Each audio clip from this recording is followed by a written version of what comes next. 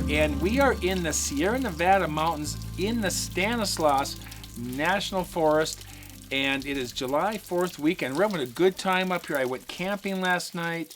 I brought some salmon. I did a really nice hike today, and we found this really cool spot. This more like this rock elko, this lava rock, and behind me is this junior waterfall, and at the base of the waterfall we have our last beer of this series, Base Camp Chris. I'm going to talk to you about that, as well as we have some viewer comments right out of the comment box.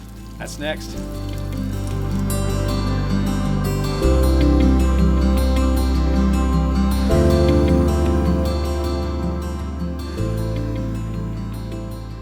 Okay, so this is a really cool spot. I love this. And this, like I said, there's this little waterfalls. And the beer has been chilling in the falls, almost like a little refrigerator hiding back there. And this is called the Mad River Brewing Company Steelhead Extra Pale Ale. Really cool artwork on that. And that is, where's that out of? That is out of Mad River Brewing Company. That is out of California. There you go, Northern California.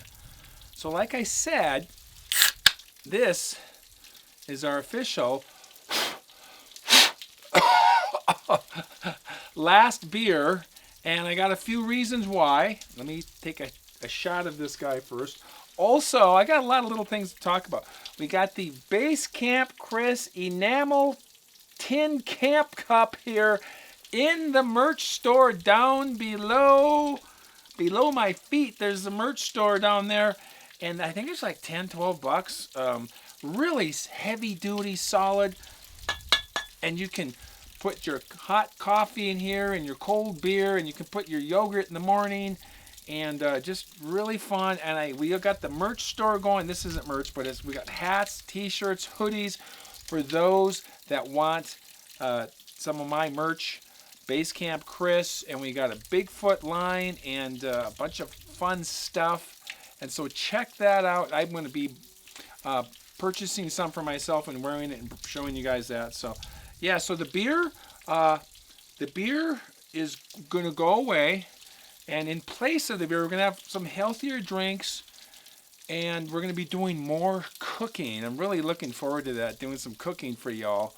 And doing that at the end of the videos, and that's a lot of fun to sit there in the dark after the video and have a nice meal before I go to bed in the tent or I leave. So that's what we're going to do with that, as well as, let me just kind of keep going here. Just a couple more little things that I don't always mention. Oh, I got some new sunglasses. Aren't they sweet? 60 bucks, Walmart, Polaroid, heavy duty. Very nice glasses. And also, I've been wearing this type of thing for years. I've really never talked to you guys about. This is called the Buff, and that a lot of different patterns and colors, and you put that thing on. Number one, keeps the sun off your neck. Number two, you want a little bandana like that if you're cold for like skiing or something, you can do it like that. If you want to go more like that, sometimes fly fishermen do that, because sometimes they're casting, you could hook on their ear, so they'll put their hat on, get their glasses on, and they look pretty serious like that. And then you can even go like that if it's getting chilly on you. So there's a lot of fun things you can do with the Buff. I'm not promoting this. This is not on the merchandise store. This is just something like a tip. And it's kind of fun to get back and do camp tips for you guys. They can be, you know, if I want to do jazzercise, we can do that. So, anyways, I've been wearing these for years, and I got national park ones. I got a Yellowstone one. I got a Zion one. Some different colors. A lot of fun. It's fun to just pick a new one up every now and then. So it's my little costume, my BCC costume for y'all. So, I think that's the updates. We'll have some more later. I don't know. But let's take a crack at this beer in the new Base Camp Chris mug. Ooh, nice and almost like honey. Look at that. Can you see that? Like honey. Oh, sudsy. This is fun to do this outside. I love this.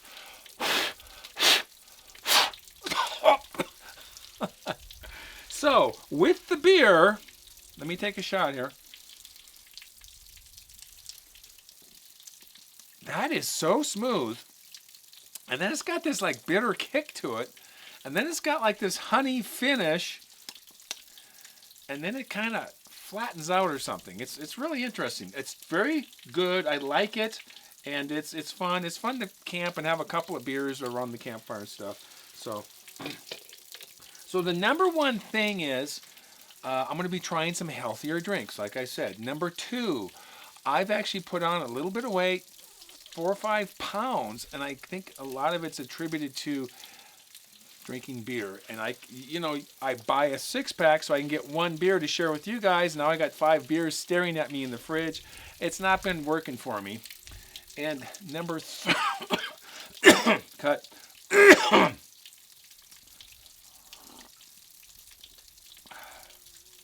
And number 3, we have many viewers of the channel who don't drink, and I'm kind of in support of them so they don't feel tempted to go out and have some beer and alcohol and stuff. And they've been very good. They haven't been judgmental and making mean comments towards me or anything. So, but I just decided that we're just going to do a little adjustment here, and we'll be picking up some other things as well going forward to replace it. So that'll be kind of fun. So,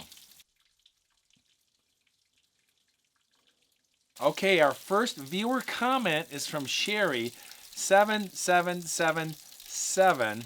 Remember that, 4 7s.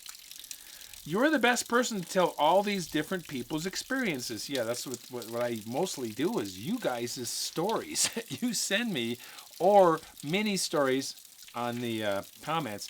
I get other sources to get stories as well, but this is the bulk of where I get my stories. FYI. Okay.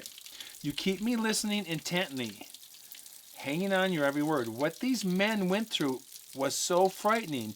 I would have passed out just by seeing this huge beast. They are truly lucky to be okay. It could have ripped them apart, but it did not. Keep the people's experiences coming. You tell it good. All right, thank you, Sherry. I really appreciate that. That's very nice of you.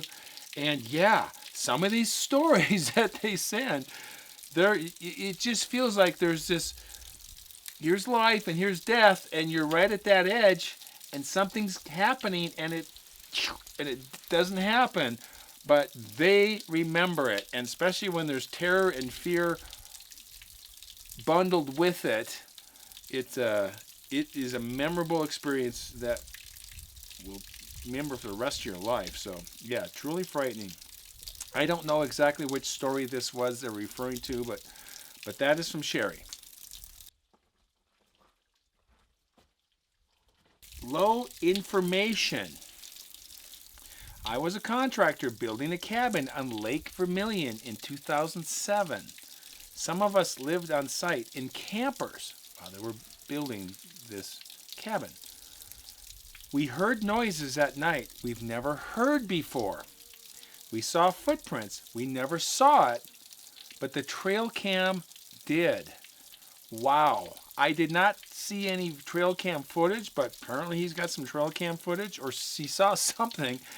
And Lake Vermilion is up in northern Minnesota. Beautiful lake, very big, and a lot of little bays and inlets. It goes all over the place. It's huge. My friend Tim goes to a cabin up there. We may be going up there at some point, maybe this year, maybe next year. But Lake Vermilion, northern Minnesota, and apparently there's BigFoot up there in northern Minnesota. So awesome. Amy 444. When you actually see one, their size is unimaginable. Aside from being in a state of shock, you realize how tiny we are and their ability to traverse land so fast and swim faster than an Olympic swimmer. These guys were being told that it was time to leave their area. They were lucky that it was a territorial warning and that they simply wanted them to leave. Thank you, Ron and Doug. Thank you, Chris, for sharing their story. Thank you, Amy. Yeah, I have actually heard a story, and I haven't told it on this channel. There was a couple of guys that did a trip up to northern Minnesota for some fishing, and they were not at Lake Vermilion. They were north of there, but they were in that region. And they were in their canoe, and they saw in the middle of the lake, out in front of their canoe, and they were paddling really fast, and they were gliding pretty good speed. I don't know, 5, 6, 7 miles per hour. And out in front of them, they saw this wake, and it would kind of go up and down, up and down. And they saw off the front bow of the boat, starboard side, I believe, I don't know starboard versus the whatever, but left side, I believe, this dark shape kind of go up, and it would come down, go up, and come down. And it was like, this is like Jaws or something, right? When they're in the orca and they're following this thing in the ocean and the shark, and it finally comes towards the surface and they can see it. And Captain Quint's like, no, Brody goes, that's a 25-footer, Brody. And then Quint goes, 30-footer. Or, that's a 30, Chief. But they followed this, and it got out ahead of them, and then it kind of disappeared. This was their story, and I'd love to do their whole story because there was a series of events that led to this. They followed this thing, and then they kind of lost it in this bay about a half hour later. Water was like glass. Sun was going down. Pine trees on the edge, with all the reflecting in the water. And they look, and they're looking, and they saw some bubbles come out of the water after several minutes, and then slowly they saw this figure emerge, shoulders, head, just this dark shape. At first it looked like, is that a beaver or something? But it just kept going up, up, up like that. And then they saw these long arms, and this thing proceeded to walk straight towards shore, got on the beach, and disappeared into the trees. And they were in their canoes, and right before it slipped into the trees, it looked back and looked straight at them, and then it was gone. And then about 30 seconds later, after they had already turned around and started paddling away, they heard this horrific howl echoing across the lake. Northern Minnesota. Crazy stuff. But yeah, they swim. Their ability to traverse the land so fast and swim faster than an Olympic swimmer. That's what she's referring to. So thank you, Amy. I didn't say that very well. Thank you, Amy. 4444. A lot of numbers with these names. I'm Christopher Ray 007. Bam, bam, bam, bam, bam, bam, bam, bam, bam, bam. Lake Superior Girl 17. I like the name. I love hearing stories from our home state of Minnesota. That was her comment. And I'm from Minnesota, if you guys didn't know that originally. Got family there. I have a lot of memories. Lake Superior, camping up there, Taylor's Falls, St. Croix River Valley. A lot of great times growing up and with my family and living there. And I didn't know much about Bigfoot in my state, especially growing up. But I remember as a young kid, we had some neighbors, and they were talking about this crazy woman that lived in northern Minnesota that people would occasionally see, and she would be like in a swamp. And she wasn't really tall, but she was really fast and really muscular. And she was a female. It's a female. And I don't know if she had clothes or anything. This is what the neighbor kids said. This was my first ever experience with some kind of a cryptid, possibly a Bigfoot. But her name was Hateful Hannah. Somebody named it that because she would go in the forest. People would see this cryptid, small Bigfoot or maybe a dogman or something, running along the highway. And they said, my neighbor friend said, this cryptid, this hateful Hannah, could run 60 miles per hour. And I was like kind of scared and kind of very intrigued. I was really into monsters. I had Monster Magazine. I would stay up late and watch old monster movies. Dracula, Frankenstein, Wolfman, Creature from the Black Lagoon.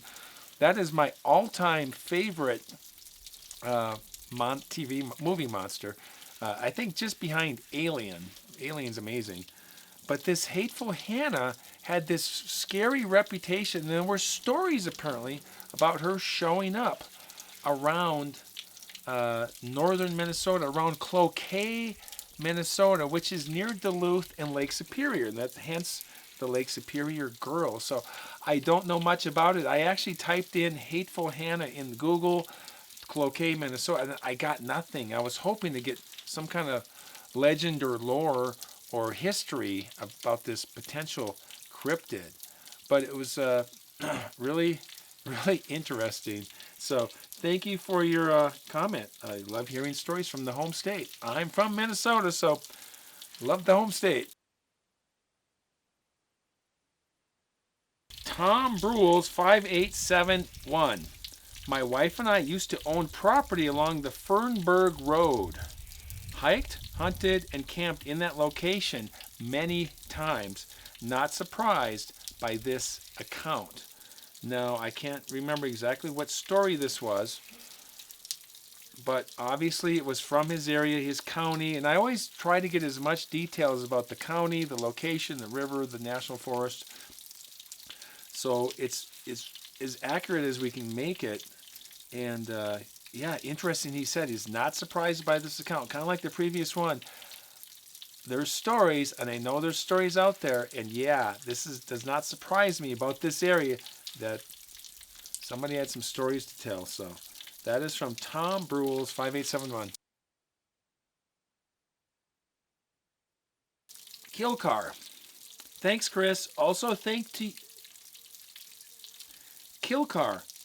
Thanks, Chris. Also, thank you to your guests for coming forward.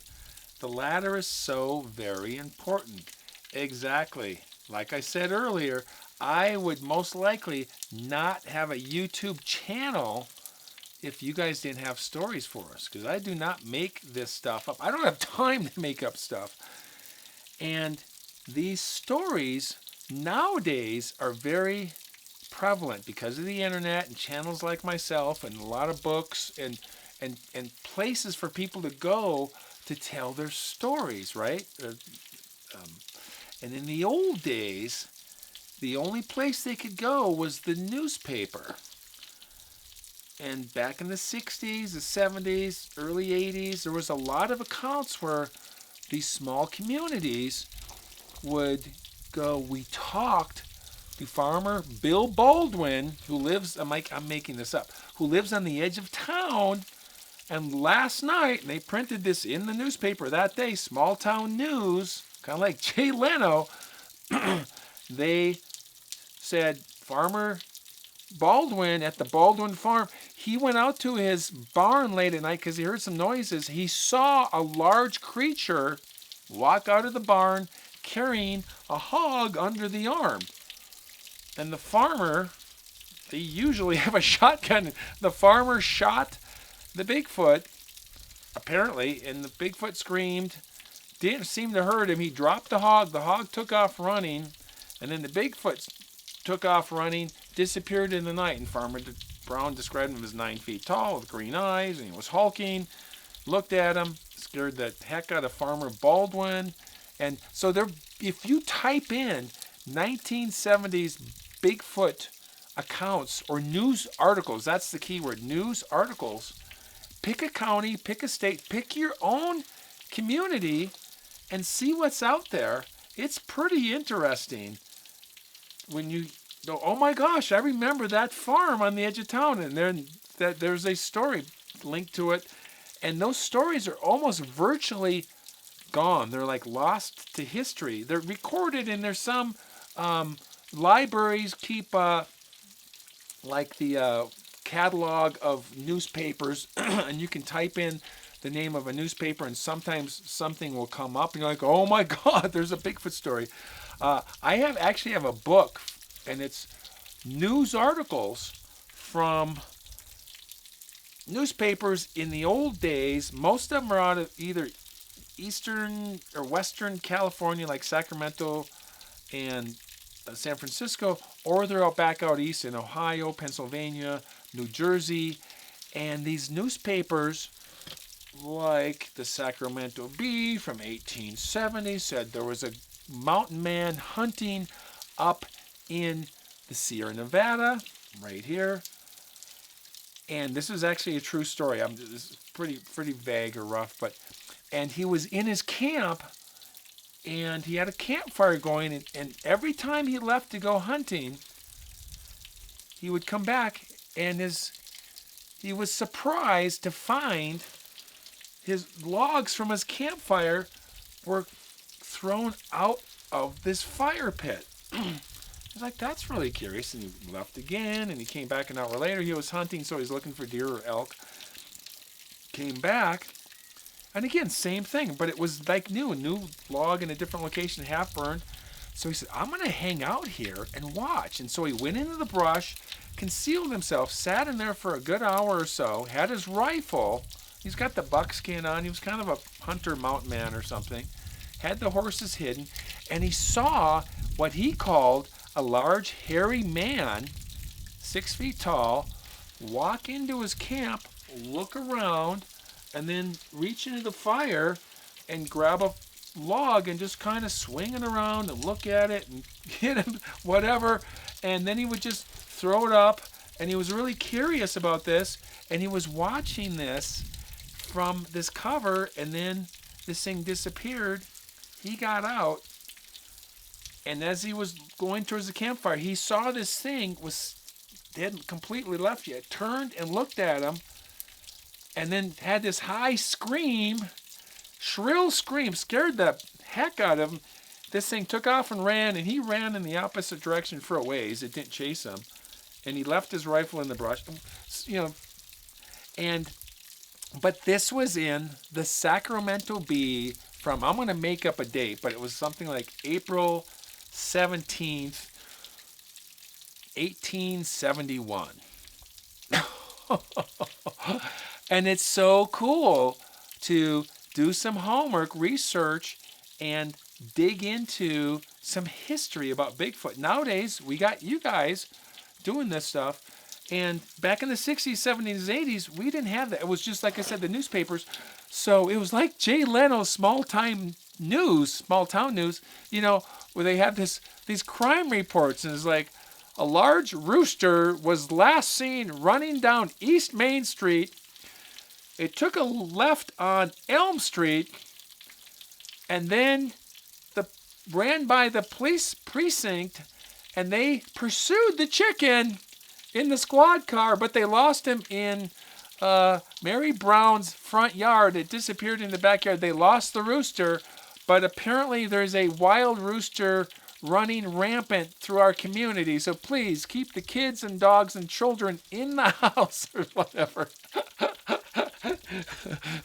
It's a rooster. But yeah, funny small town news. And that's kind of what these things sounded like. And I kind of remember seeing things like, what are they talking about? A large hairy man walking and pulling apples off of a tree in some farmer's yard or something in the newspaper, and then it ran off, and it was giant, and it's crazy, but really, really interesting, the history, chronological, if you can piece it all together, of Bigfoot. So it's not just the Patterson film of 1967. This stuff goes back to the 1800s. I've read stories from the 1700s, and then there's Native Americans who have a long history of several hundred years of Bigfoot and Sasquatch. And Sasquatch is actually I believe a Northwest Coast name for Bigfoot, large hairy man, man of the forest, the silent man, the giant man, the man that lives in the trees, things like this. Really interesting. You're like, oh my gosh, yeah, they're talking about Bigfoot. There's also in Central California at the base of the Sierras, this rock. And etched on this rock, there's this creature with these long arms and these literal big feet, big shoulders, just this real simple drawing. And there's some, like a sun and a moon and a trail or something, a spear, and there's a couple people that are small. It's etched on a rock.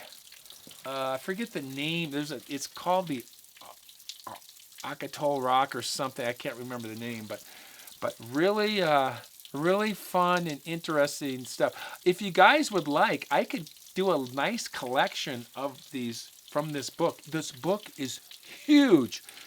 They've compiled all of this information about these Bigfoot articles in this one book. And the book, it's something like the complete newspaper history of Sasquatch and Bigfoot, something like that.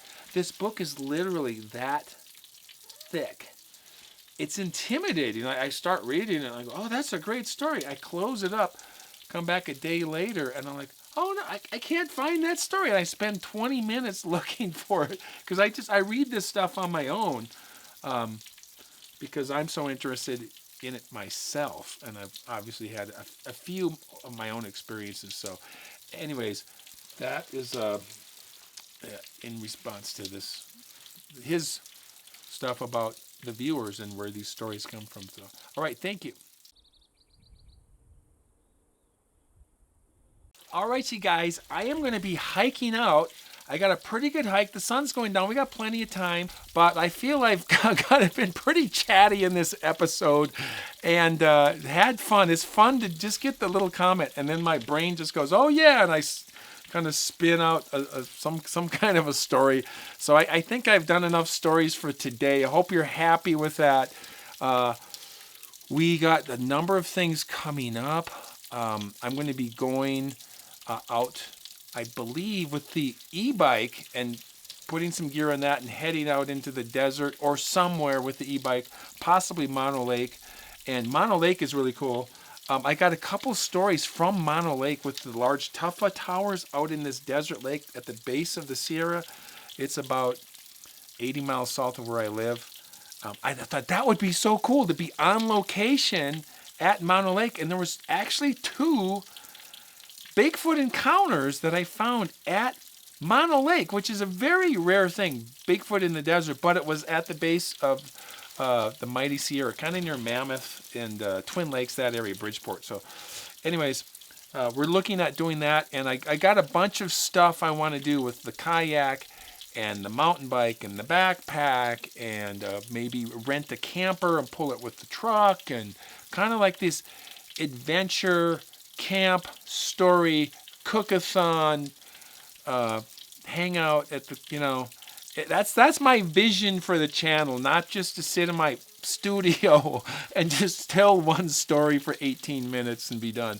I'd rather be out here any day of the bloody any day of the week and interacting with this beautiful nature, like they say in Norway, with going out on the hiking in the beautiful nature. We all love it.